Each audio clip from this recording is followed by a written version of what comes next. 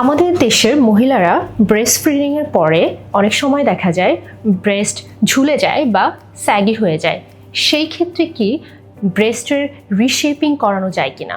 ব্রেস্টের shape নষ্ট হয়ে যায় এরকম অনেক পেশেন্টদেরই হয়, যেমন যাদের প্রেগন্যান্সি হয়েছে, যারা ব্রেস্ট ফিডিং করিয়েছেন তাদের ব্রেস্ট ল্যাক্সিটি চলে আসে, অনেকেরই ব্রেস্ট ঝুলে যায়। সেই ক্ষেত্রে একটা অ্যাংজাইটি, সোশ্যাল এম্বারাসমেন্ট অনেক সময় ফিল করেন ওনারা। তো এই ক্ষেত্রে প্লাস্টিক সার্জনসরা ব্রেস্ট আপলিফট সার্জারি করে দিয়ে শেপটাকে ঠিক করে দিতে পারে। এই ব্রেস্ট আপলিফট সার্জারিকে আমরা ম্যাস্টোপেক্সি বলি।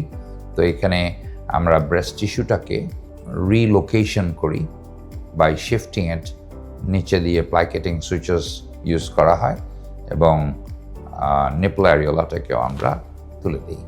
তো সেক্ষেত্রে ব্রেস্টের শেপটা এবং প্রজেকশনটা ইমপ্রুভ করে ম্যাস্টোপেক্সির মাধ্যমে।